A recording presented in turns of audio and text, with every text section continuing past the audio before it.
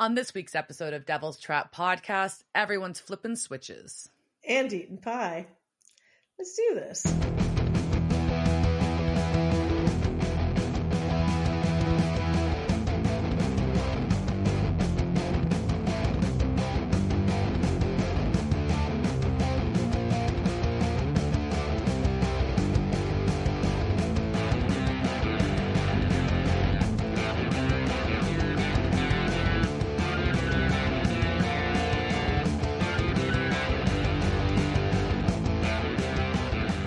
Welcome to this week's episode of Devil's Trap Podcast. I'm Diana. I'm Liz. And we're going to talk about Season 9, Episode 10, Road Trip. Road Trip. Which is also the name of a movie that... that Garth was in. It was amazing. Squeeze me. So, how are you? What have you been up to? What's the situation? Just been working a lot. And went to a Texas Rangers game, and they won. And got Sports to ball. hang out with, the Did you eat a hot mascot. dog? I did not eat a hot dog. We had access to the buffet, so I had prime rib before the game. I would have still had a hot dog. I almost did. Did they have a hot dog on the buffet? They did, and they also had in-app order to your seat free hot dog delivery. Yeah, fuck that. I would eat so many hot dogs. I got nachos. That's pretty good, though. See, I mean, I got nachos. So, and beer delivery to your seat. It was pretty good. That is nice. And the mascot was right there, and it was Star Wars night, so there were stormtroopers, which was weird. But anyways, it was a thing. There we go. And yeah, that's my. I guess that's all I've been really up to. I don't know. I don't want to talk about sad shit, so there we go. Yeah, no bummer talk. No bummer talk. Nobody wants a bummer talk because that's not what you're here to podcast for. No, this is not that podcast. I'm sure there's many podcasts. There's plenty bummer podcasts. I am certain. Certain of it. But yeah, so that's about it, and keeping busy. How about you? So we talked about Beetlejuice last time, right? I have no idea. My days are confused. No. Okay, so I saw Beetlejuice. Wait. Right. No, I don't know. I don't know. We may have. So I'm still having. I know last time we said because we recorded late. I haven't watched it yet. We recorded. I saw Beetlejuice the same day we recorded. No, you watched Thursday. Yeah, we did talk about it, and I have not seen it so yet. we did. Yeah, so I just saw it that day and then recorded. So, since then, I have really just been in supernatural land and have been working on a side project for this thing that we'll see if it works out. But yeah, so I've been hiding out in my computer and designing and writing, which is sometimes just the most fun, even though my mic is just moving around on its own. And maybe it's because next week is San Antonio's Paranormal Fest. Get your tickets now. I think they're almost sold out, but that's just really hilarious that my mic is just roving wherever it wants to go. It's so fun. Because you keep calling out the simulation. That's what it is. The simulation's pissed that I'm swallowing whatever color. I was like, they're pissed. I keep taking the red pills, and I'm like, quit putting drugs in front of me, I'm gonna take them. I'm gonna take them. Quit offering. Good Lord. Yeah, I don't know. Have I done anything fun? I feel like I have. I honestly have no idea. Everything is just a blur right now. And so I was supposed to go dove hunting this weekend, but now that's probably not happening because of all of the wonderful dramas that's going on. So you birds will live to fly another day. You will not be murdered by me this year. Sorry, little doves. Yeah. No, I guess congratulations, little doves. So, yeah, I think on that note, let's talk about this episode. After the God. I have very little positive to say. Let's talk about supernatural. The only thing I can talk about is bird murder. Sorry. Bird murder is the most positive thing you got right now. That's all I got. Life's weird, guys. Life's weird. All right, let's supernatural. So Road Trip, which was season 9, episode 10, first aired January 14th, 2014, and was directed by the one and only Robert Singer, and was written by Andrew Dabb. And yeah, funny thing too is I forgot to watch this episode this week, and so I had to watch it really quick right before we started, and I watched it on super speed, which is always fun. And so this is very, very, very fresh in my head. So let's go. Well, I'll tell you, my brain is mush because I've been very, very, very busy this week, and I watched this. I've been so busy. I thought I watched this episode. I watched it several days ago, and literally when I sat down, I'm like, what the fuck did I watch? And like had to read my notes, and like it took a minute for it to come back. So we're on opposite ends here, and I watched this not long ago. I thought I was in that place, right? I thought I'm just so tired that I forgot this. And I've had the place where I take my notes, because I take my stuff generally in Google Docs is where most of my note taking takes place. So I've had all these Google Docs open. So I think my brain was just like, you wrote notes and things. Like, clearly you didn't. Yeah. So no. So instead, when I did watch it, it started off with a recap. Yep. And in that recap were angels and Metatron. Abaddon, the Angel War, and Sam killing Kevin. Assholes. Boo. Well, Boo. Sam Ezekiel, who's not Sam Ezekiel. I started calling him Samdreel. I think that was one of his names. Samdreel. I don't remember. So, yeah. Samdreel killed Kevin. So, Sam killed Kevin. And Dean is giving him a hunter's funeral.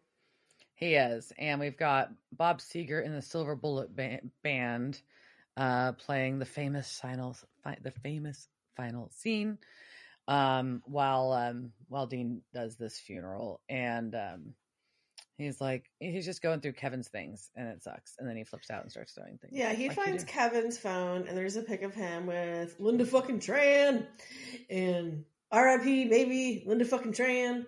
And so, but then he gets he's gone to the anger point of grief. Yes. So we cut to a pop star getting ready to go on stage. And this guy looks like a douchey pale version of Ed Sheeran or something. I don't know. I don't know. I kind of feel like he won Eurovision. It does not look like an American male pop star to me. It's really how people who don't know rock and roll think rock and roll looks. I guess. Anyways, his name is Corey, and he's a dick. And he sends his manager away when they find Sam waiting for him in his green room. Yeah, Sam snuck in there. And then when he sends him away, he's like, bitch, did I stutter? He does say that. I definitely wrote that down too. It's like, damn.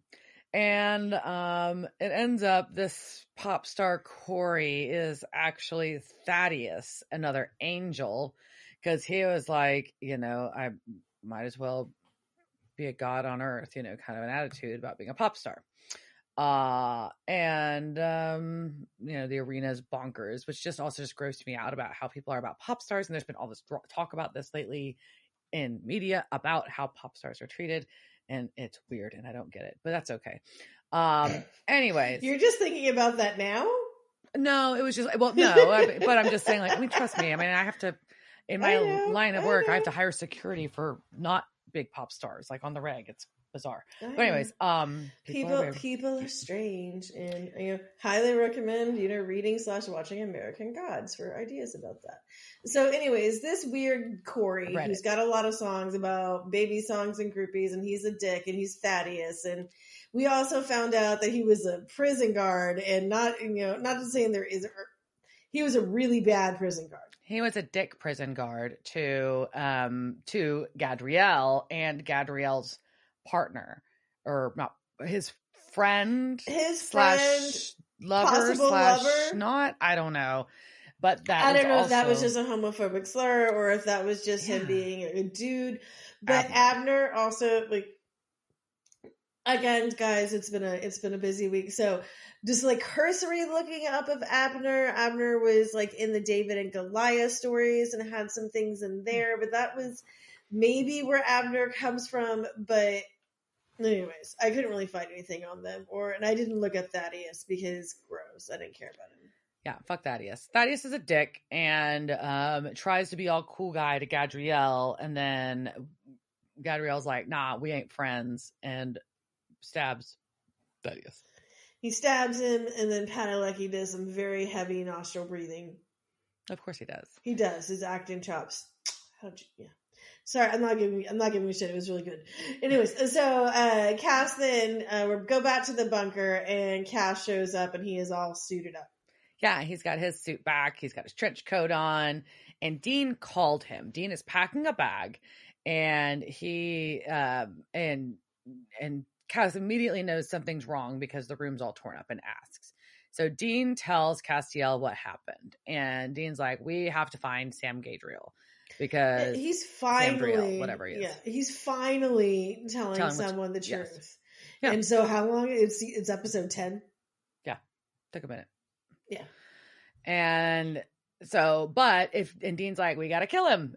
But then the vessel will die too. And Dean's like, I'm just upset with myself about all of this. And Cass is like, well, Sam is strong. He can just cast the angel out if he were to know what the fuck was going on. Yeah, you just need to give Sam a chance to fight, which he hasn't done this. Sam has been not a participant in any of this at all. So give him the chance to finally just kick out the person inside of him. Yeah. And Cass is like, do you remember Alfie? Stuart! Hey! And Dean kind of does, but he's like, if we can figure out, they remember that the demons figured out how to decode the angel brain.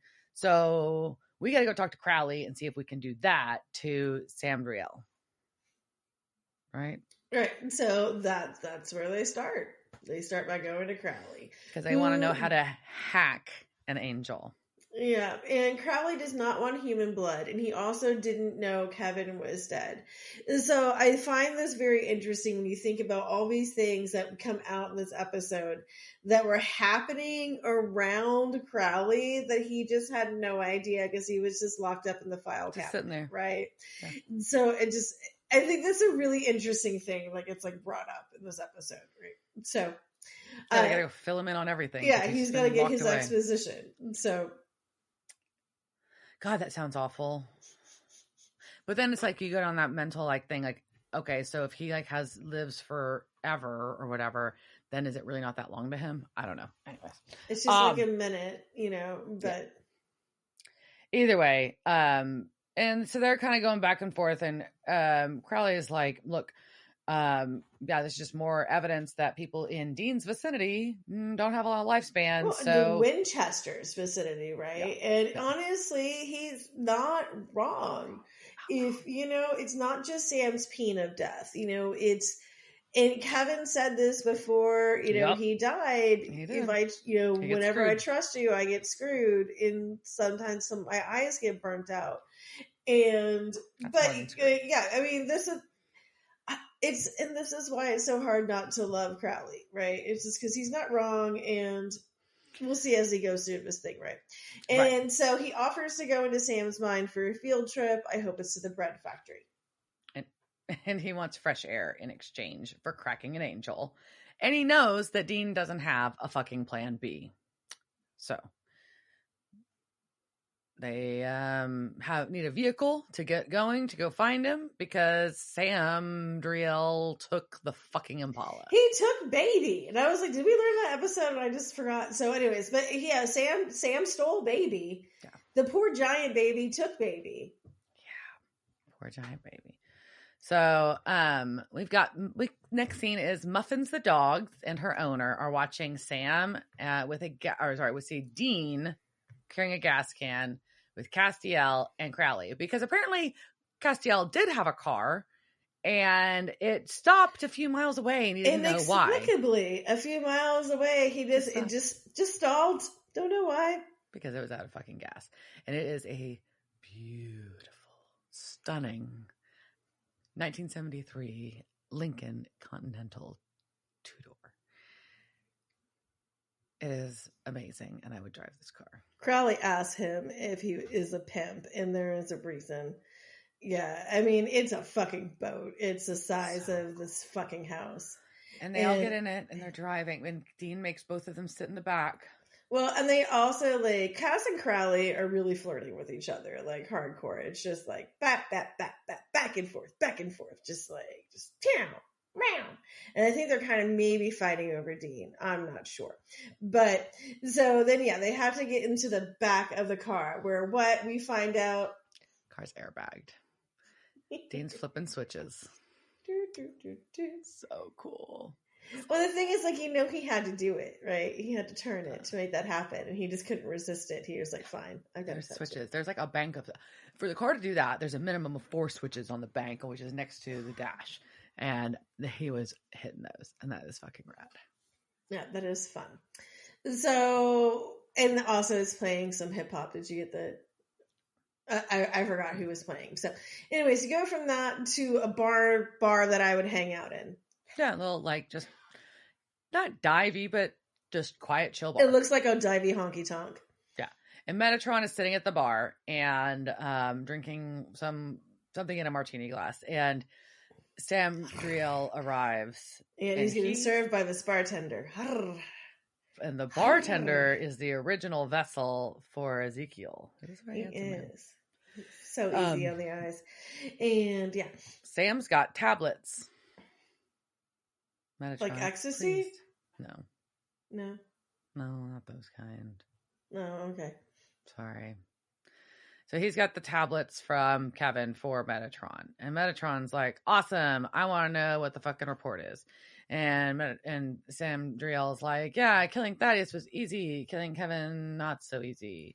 And Metatron's like, yeah, cool. Thank you for killing Kevin. That was a big test. By the way, I flipped the switch up in heaven. There's no more prophets now. So what happened to... So were all the other prophets killed? No, I think they just don't become prophets. Because remember, there's only one that's an active prophet at a time, right? Okay, so then they never get activated. Never See, get and I activated. always kind of go back to, like, Buffy's, like, chosen shit, right? At the end where she... Spoiler alert! Where Buffy ends up, igniting the Slayer, the Slayer gene or whatever it is. So, of course, I hit my mic. But that's how I always kind of think about this with the prophets, right? Yeah. It's like, you are chosen, but has not been activated. Yeah. So then it just stays, you're thinking it just stays dormant when he hit that switch? That's Okay, so that's they how don't I die? read it. That's Okay. how I understood it. And Metatron asks Sam Gadreel if he killed Dean. And he's like, no, that wasn't told to. And he's like, oh, you should have just, like, taken advantage of the situation and done that. Good You Lord. have some initiative, man. What the fuck? Seize it. Anyway. Kill your darlings. So, anyways, he's got a napkin with a new name on it for Sam Gadreel to go kill. But Sam Gadreel's not really into this part of it. And Metatron's like, yeah, you need to obey and prove your loyalty. So fucking do it. You're almost done. Yeah, and then he like twists it more. He manipulates him by just like egging him on about his past and who he wants to be. And Metatron is Metatron is not good at manipulating people. Gadriel's an idiot, so he just doesn't see through any of his stuff. And then we get to see this is not how you make a blood bowl, ma'am. I don't like it. No, ma'am. Mm-mm. Oh, so Muffins did not deserve this. Muffin's water bowl is now her blood bowl? What the fuck? So Muffins is dead. They're using the dog bowl for a blood call. Okay, maybe, just maybe she killed somebody else and just can only use Muffin's bowl. She did not. You know this bitch killed Muffins. Shut up. It's just better if she killed a person, and I don't know why it's better. Well, the Muffin's It's owner, not, either it's way, not, is a fucking no, demon. I don't know. So the blood bowl is out. It's Muffin's blood bowl. And the owner is a demon. Not coming And to she you is in calling Becca. Abaddon to report that she saw Crowley. So she's working for Abaddon. Dun, dun, dun. She's calling my girlfriend. Can I have her number? I'm not calling her through the blood bowl, though. I think gross. she's only available on the Blood Bowl network. So then we go go to our Cass, Crowley, and Dean are at the fucking NSA. Well, they show it off as Waldorf Financial, but apparently this is an NSA post. And Crowley has an insider working there because he's like, yeah, the U.S. government listens to everything. I plan to put in my best here, obviously. So, security guard escorts Crowley only to meet up with Cicely. And she's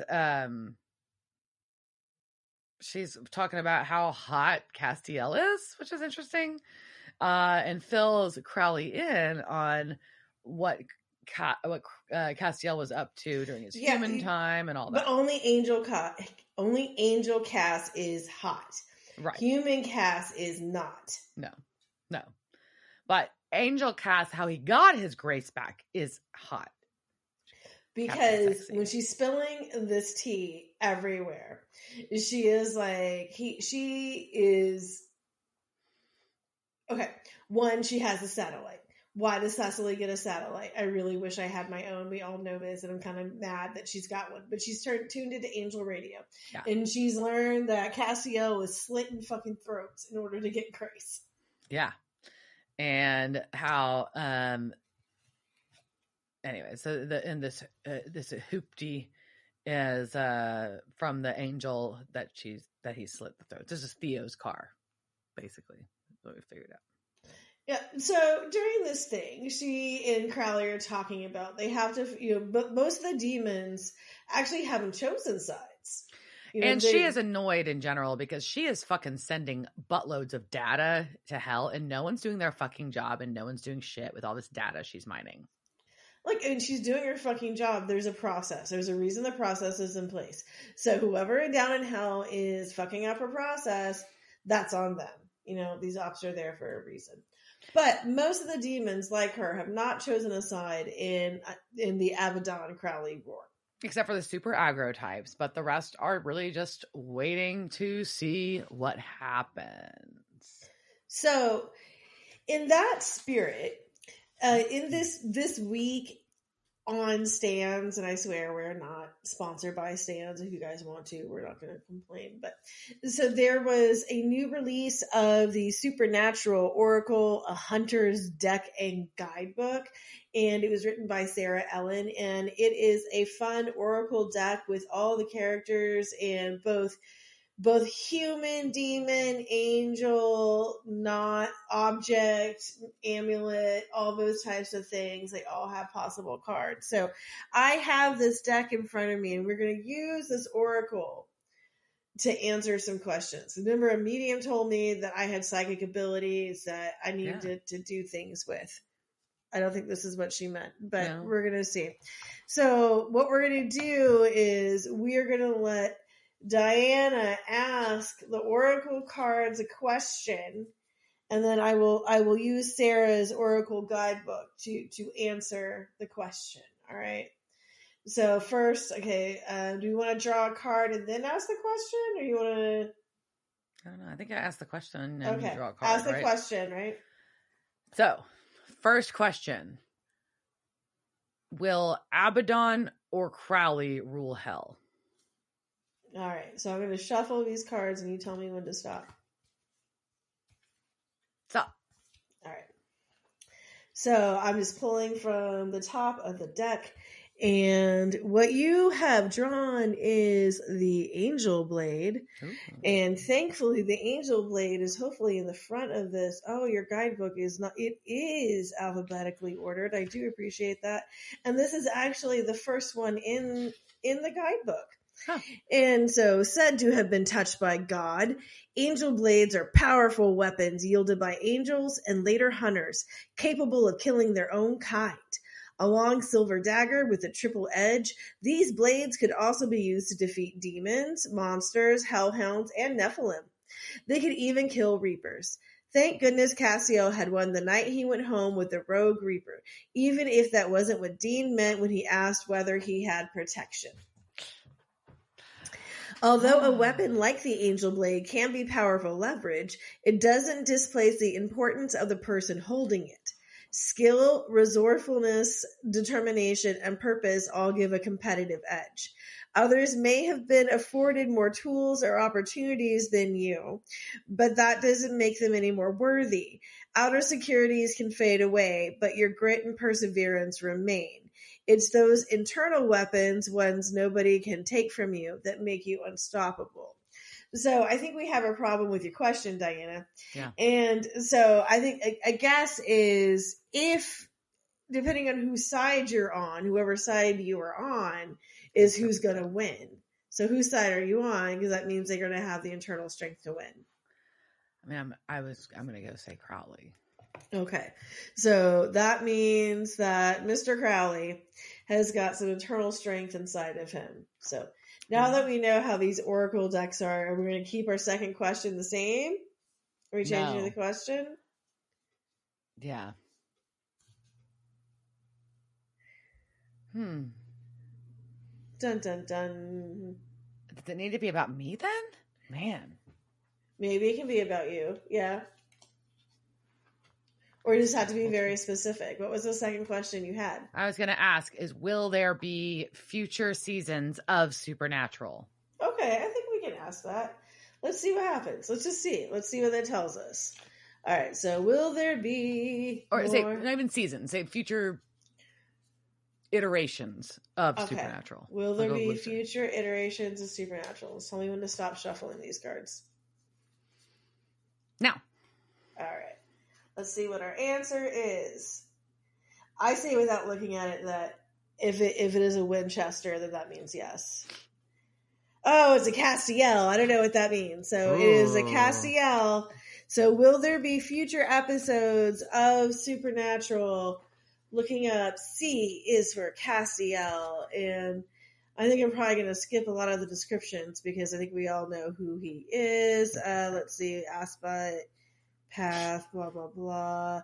All right. So when Castiel needed to solve the riddle of why 6 is afraid of 7, he assumed it was because 7 is a prime number, and prime numbers can be intimidating.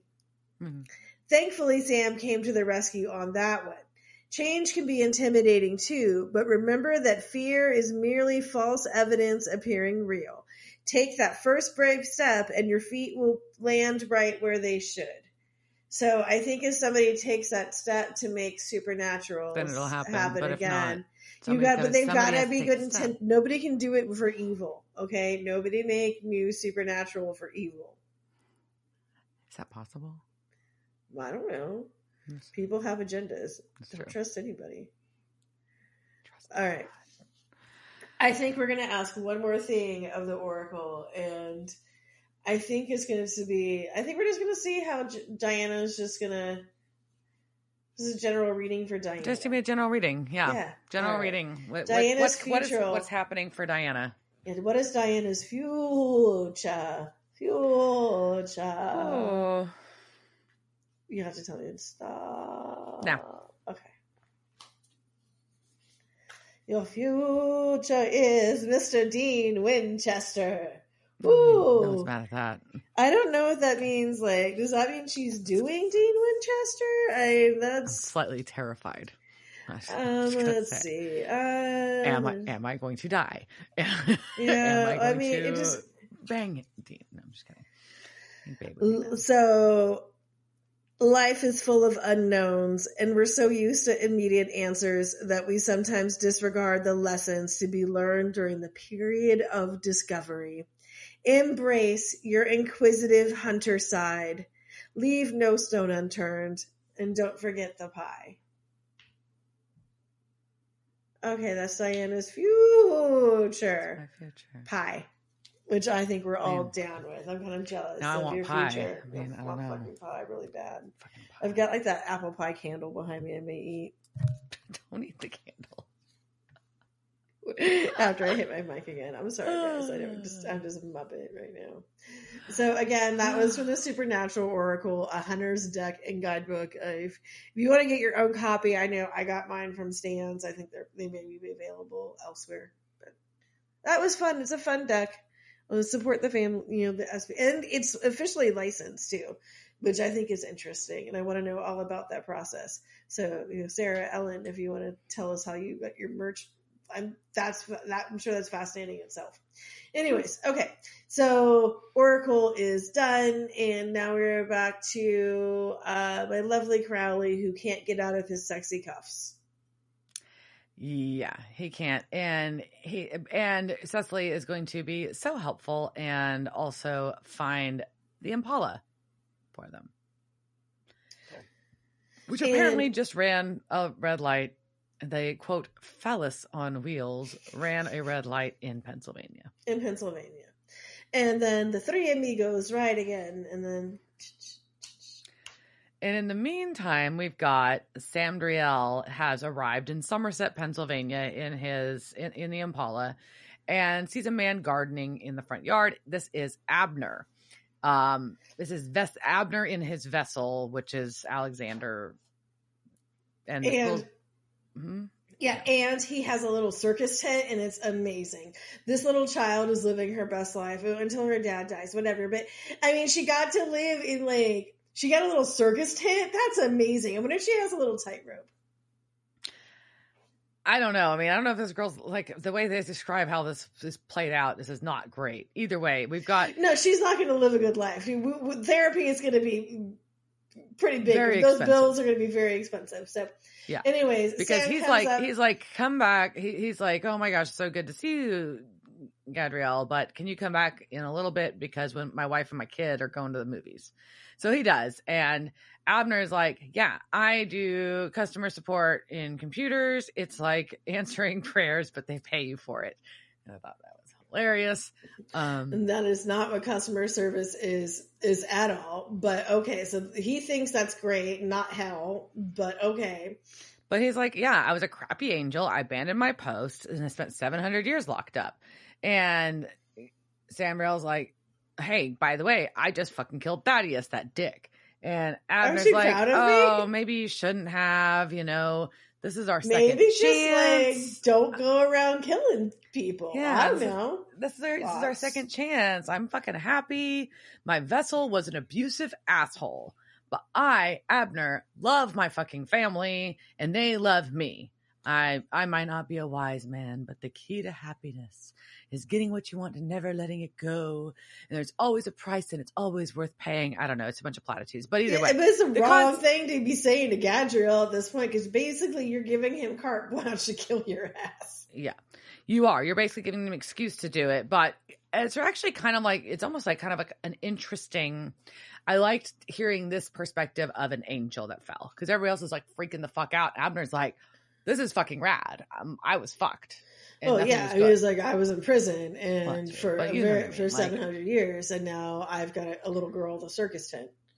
Well, yeah. So either way, and then we cut to the circus tent. Well, Dean and Cass are at the house and they're walking up, and we get Dean caresses baby in front of the house, of course, and he sees blood on the floor, and we find Abner's throat slit. Poor little Abner. And Sam Driel is washing his hands and tells Dean that he shouldn't have come. Yeah.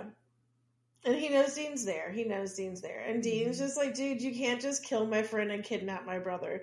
Because basically that's what he's done, is he's kidnapped Sam. Yeah. And Sam Driel is like, I let you live. And Dean's like, that was a mistake. And anyways, then we have a little fight. Yep, he gets angel flung, and then Cass punches him in the face, and it's kind of great. He does. It's really good.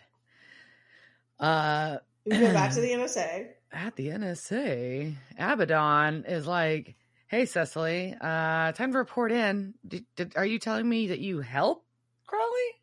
And you listened to all the Americans' phone calls, so you didn't say anything about it? Oh, it was sorry. She doesn't care about that part. Oh, okay. Abaddon doesn't get it. You know this. She doesn't care about that part. She's just, and then she's like, wait, you fully admitted that you're playing both sides? I'm not proud of you. That's not cute. You're fucking dead. Yeah, I'm killing you for being dumb.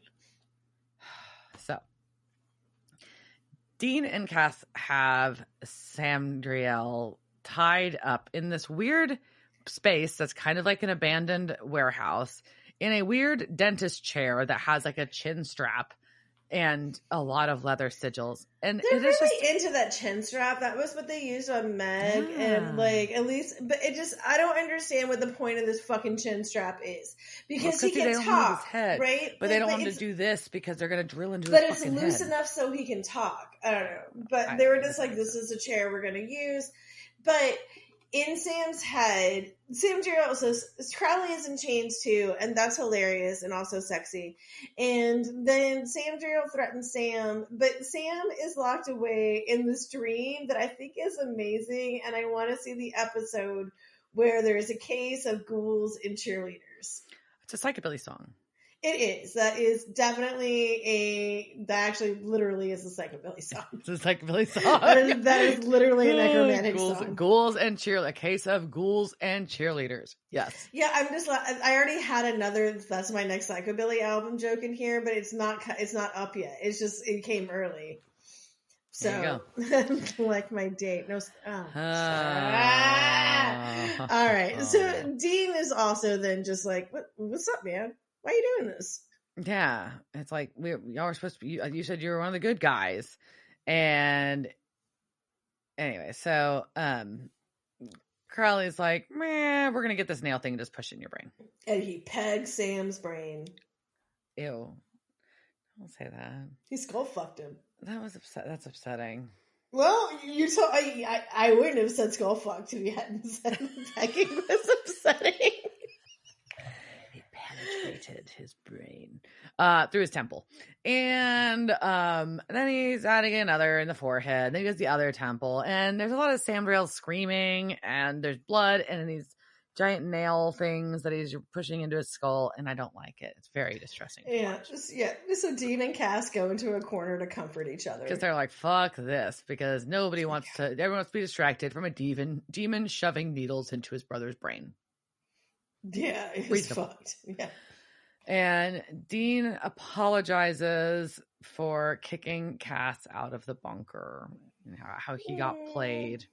And Cass is like, I've got played too, trying to save heaven. They're both dumbasses. Yeah, so they're both dumbasses. And Castiel doesn't want to be a dumbass. He's like, no, we're just too trusting. You're both dumbasses. No, you're dumbasses. You got played, you stupid, stupid boys. Crowley's like, hey, watch this. Look at this. He's unconscious. I can wiggle this needle, and he just says his name over and over again now. It's kind of cool. Yeah, and then we find out what he's saying, besides calling up cell phone carriers, is Gadreel. And Castiel's like, yo, this is the dude that let evil into the garden. Mm-hmm. And then he blames Gadreel for all of the world's problems. And I think you've gone a little too far. Well, he's just like, he's theory, the reason for the apocalypse. I'm like, but it all ties back to the fall of man and original sin, right? This original sin, and then that is what created demons in hell, and that's what made God mad eventually. I think that's a little much. I think, what you don't think? You think this is that's directly connected? I don't think that those correlations may be a little much, to the point though where he does yell, "You ruined the universe, you damn son of a bitch!" And I do want to yell that at somebody at some point in my life. I mean, it may be possible the way the simulation's going. So, yeah, fair. Yeah. So the acupuncture continues. Yeah. And Crowley twists around a little more, and we get Gadreel awake. He's like, you'll never find Sam, blah. I've been through worse, and I've got all the time in the world. And Dean's like, fuck this, plan B. Castiel, you possess him. Get in there and tell Sam what's going on. And Cass is like, I would. It's a good plan, except I can't because I need permission to possess somebody because I'm an angel. Why didn't y'all talk about this before you were in front of the fucking angel that was possessing your brother? Like, you were all just, like, in the corner making out. Like, you got, like, what the fuck were you talking about? They don't talk about shit. Plans. Obviously. You need to make multiple plans, and where's your fucking playbook? God damn it. All right. So, but then Crowley offers plan C, which is Crowley. Playing Crowley. And guess what? He can possess someone without permission. So save Sam and let me go. And that's his deal he offers. So Dean's like, Fine. That's all we got. Fine. Fucking cast. Burn off Sam's anti-possession tattoo. Do it. Probably faster than laser. It was way faster than laser. I've had laser tattoo removal. It's not that fast. And then, do you have Crowley's line written down? Because I can repeat it for you. I'll let you do it. I don't want to be inside your brother any longer than I have to. I'm not one for sloppy seconds. See, it's better when I say it in that annoying voice. So Crowley does not want to be inside Sam any longer than he has to.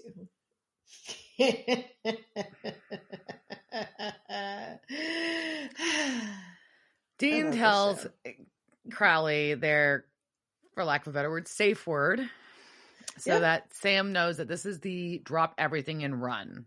I guess it's not safe word. I think it's opposite of safe word. It's the danger word. It's the danger word. The stranger danger word. But Gadreel saw me. I will destroy you. Yeah, and Crowley's like, "Yeah, eat me, bye." Eat me. And he read, which then he read cock smokes out into Gadreel's mouth. So it's kind of funny. And we see now we're in Sam's dream. A demon and an angel have now walked into Sam. Yeah. And Sam's researching in the bunker, talking about a ghoul chomping on dead cheerleaders. Who killed the cheerleader? Who did it? Oh no. This flaw's not problematic at all.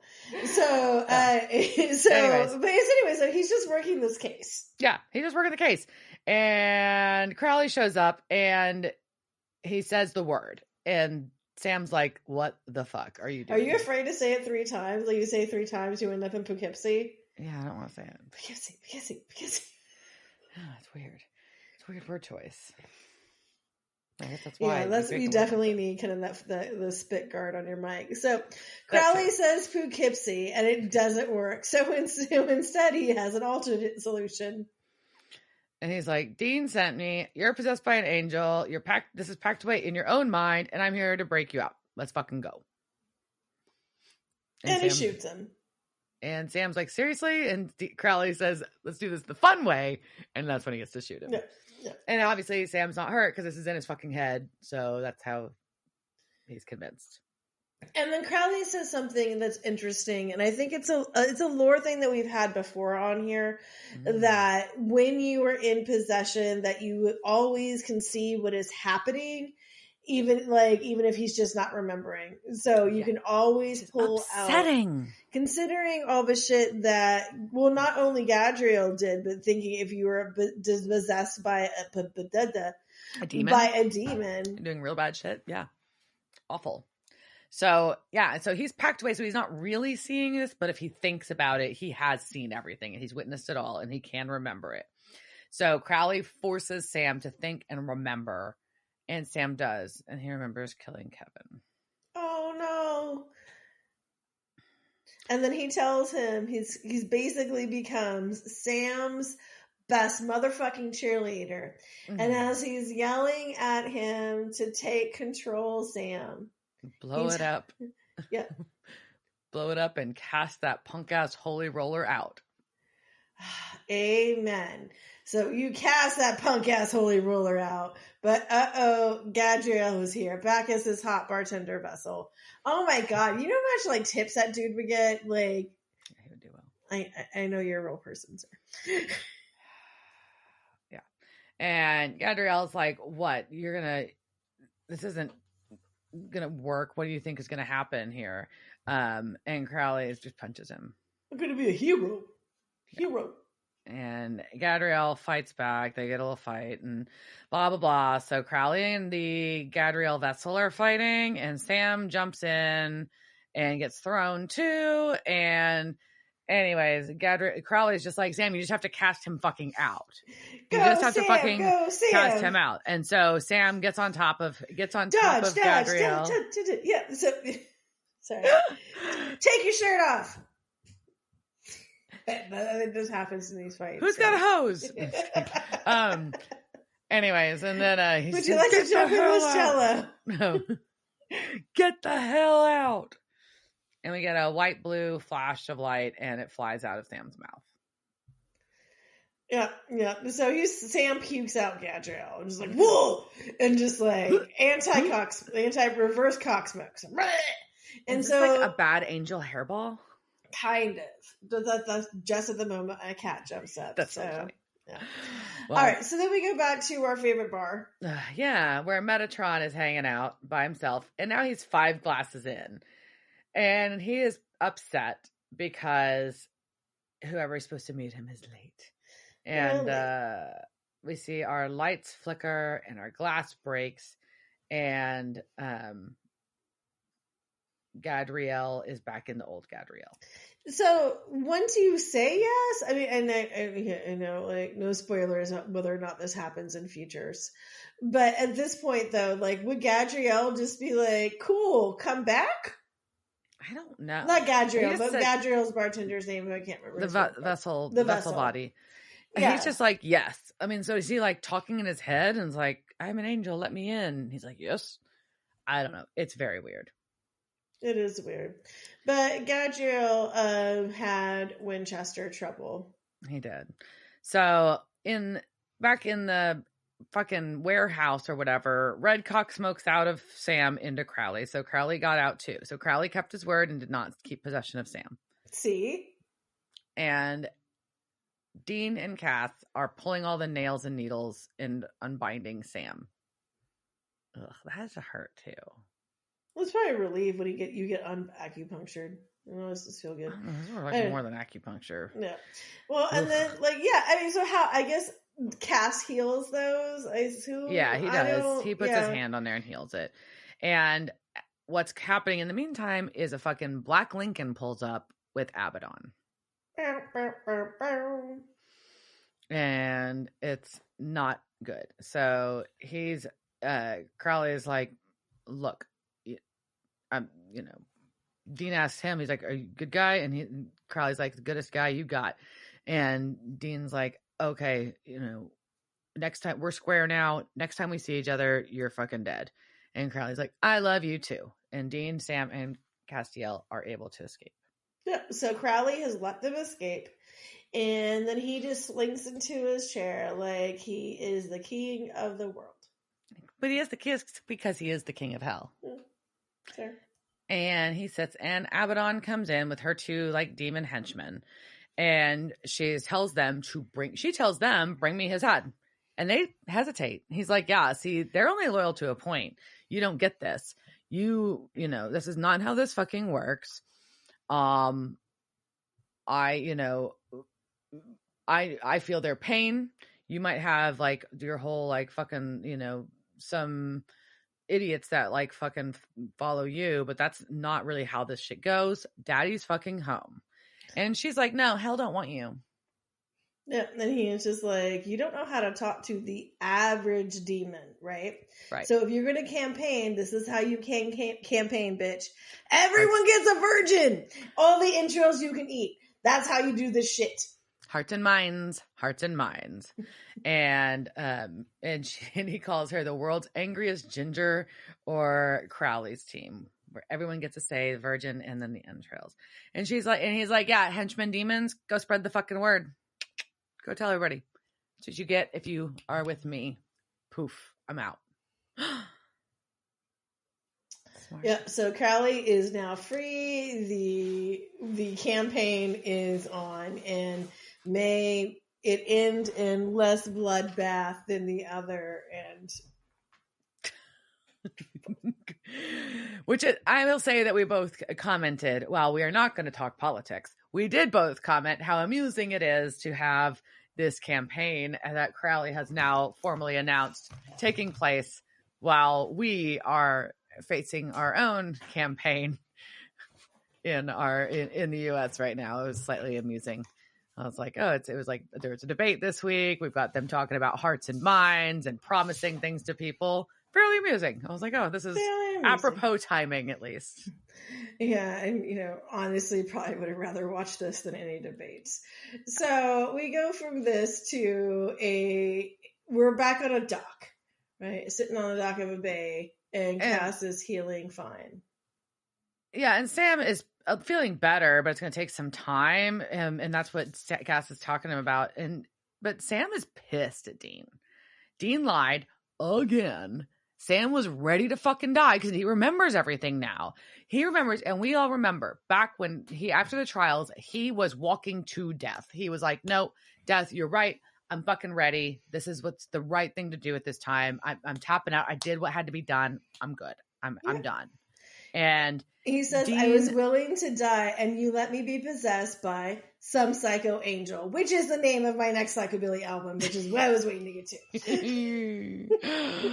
to. Anyways, like, was that your nickname? Whose nickname was that in the early 2000s or late 90s? I don't know. Anyways, so whose jacket was Psycho Angel? Psycho Angel. I know. I was painted on somebody's jacket for sure. But anyways, and which is true. Like, he's pissed, and he blames himself for Kevin because even though he had no control over himself, it was his body. And he remembers doing it, and he has to fucking live with that now. And that's Dean's fault. So he's mad and that is true. And that fucking snowballs on his anger of Dean here. And Dean's like, no, that blood's on my hands. I'm the one that fucked this up. And I'm going to find Gadreel on my own. Everybody gets close to me does die. So I get it. And that's all. Poison. Poison. It's driving me out of my mind. Yeah, but he's basically just throwing the world's biggest pity party. Yeah, and he doesn't get you because it's all his fault. But it is his fault. He needs to buck up. But yeah, it is his fault, but like, it is my fault, and therefore nobody can be around me because I'm going to, like, everybody dies who near me, so I just might as well not be around anybody. That's not the same, right? Like, that's not taking responsibility for your actions. No, he's not taking That's just feeling sorry for yourself. Yeah. This is pity party, not responsibility, sir. And I think Sam sees that, right? And he's just like, go, I'm not going to stop you, but that's not the problem. No, it's not. And so Dean leaves in Baby. And Castiel and Sam are standing on the pier. That's it. Baby goes off in the rain. The fuck? God, Dean's a bitch sometimes. He is. Do you have a casting couch? I do. Okay. So let's go to that, and I'll get my brain out of just picturing Sam's long legs stretched out. I guess Misha's as well, but both of them, like, their legs in the front seat of that car. Like, at least in the beginning, just like you see the sigh, like I can stretch out my legs in here. I just feel like that happens. Anyways, all right. So casting couch. It's the casting couch. Were they on that show that time with that guy? La la la la la la la la la la la. Yeah, so we've got our cast. So we've got Alexander Sarver was played / Abner was played by Dan Payne, Payne. He actually has done a lot of stunt work, including one of the Night at the Museum movies, Underworld Awakening, The Predator, Sonic the Hedgehog. He's been in episodes of shows like Smallville, Once Upon a Time in Wonderland, and Once Upon a Time, iZombie, Flash, and multiple times on that show Virgin River. He was the handsome executive in It's a Very Merry Muppet Christmas Movie. He was also a weatherman in The Muppets Wizard of Oz. So somehow he's tied in with the Muppet world. I always appreciate that. He was a reoccurring character and did stunts on Stargate SG-1. He was Dollar Bill in The Watchmen. He was Matthew in Cabin in the Woods. John in the Good Witch series on Hallmark. And Wadjet in Star Trek Beyond the movie. Beast in the Descendants movies. Those are like kids movies on the... They're not fully not the movie starring Milo and Bill I was just going on adventures. He was a puppeteer, like not a puppeteer, but that was his character in Crank Yankers, like over like 40 times, and has done a ton of Hallmark movies. I wonder if they're familiar with his Crank Yankers oeuvre. What a weird crossover! Crank Yankers to Hallmark movies. Yes. Cecily was played by Brenna O'Brien. She's actually done a ton of voice work including like the Inuyasha anime and the Dragon Ball Z episodes. So a ton of voice work is mostly what her background's in, interestingly enough. And then Corey Thaddeus, our pop star from the beginning of the episode, was played by Wesley McGinnis. He's been in episodes of Vampire Diaries, Smallville, 100, iZombie, and more. Plus, he was the bully in the 2017 Power Rangers movie. Yeah. Super fun. Yep, there we go. All right. So, this episode. So, I will say that I really like, I'm glad, it's like there's good stuff. Like there was like some shit that got resolved and then shit that was infuriating. Does that make sense? Yeah, I feel like this was what happens when we get to episode 10 of a season and there's a whole bunch of plot points that we realized we kind of fucked ourselves on. Yeah. And so we've got to resolve them and write some exposition and remind people like, oh yeah, we had to retell everybody why this happened. And no shade. You got to do that. But I didn't feel like, I don't know, like, I felt like the reason that was there, which is the perfectly good reason to have a television show, was to move a season along. And not, that's a perfectly good reason to have that. Yeah, well, they had to, feel like at this point in the season, like you were saying, they had to do something. Like one of these things had to occur. Possessed Sam couldn't keep murdering folks at some point. Like if he did that many, I don't think there's a coming back from that, right? Well, and how long could you not have Sam Winchester, right? Well, that too. And I think that's something, no spoilers, that we may explore in, other seasons with other characters, and we kind of have a little bit, but that possession, how long is that we tolerable? How long is it tolerable? How long does it ruin the character? How long do we want to see Padalecki with this like strong brow acting of Sam, Sam Ezekiel? No one can see Diana's. She's doing some strong. A strong brow and some nose flare. She's doing strong brow with some nose flare. But anyway, so there, I think that's a big part of it. I think that Dean had to come clean at some point because you knew this shit was not going to work last long term. These secrets were too much, both with Cass and with Sam and fucking Crowley, with everybody, these secrets. And the secrets got fucking Kevin killed at the end of the day. So that's where we're at. And so it had to get, with Kevin dying, it was kind of a catalyst to unravel all the lies. Still R.I.P. Kevin Tran. No, I'm sad about it still. Fuck, man. So sad about Kevin. Yeah. Anything else? Yeah. No. I don't know. I mean, at least Cass got a good car. Yeah, he did. All right. It's good for now. All right. Yep. On that note, cheers, jerk. Cheers, bitch. Devil's Trap Podcast is a Don't Get It production. Meow. Devil's Trap Podcast is part of the Ship It Studios podcast network. Thanks for listening to this week's episode of Devil's Trap Podcast. You can follow us on Instagram at Devil's Trap Podcast, Twitter at Devil's Trap Pod, or you can email us at devilstrap@devilstrappodcast.com. Don't forget to subscribe, leave reviews, and share with all your friends. We're at all your favorite podcast outlets and at devilstrappodcast.com. I'm Babe. Thanks for tuning in, and we'll see you next time.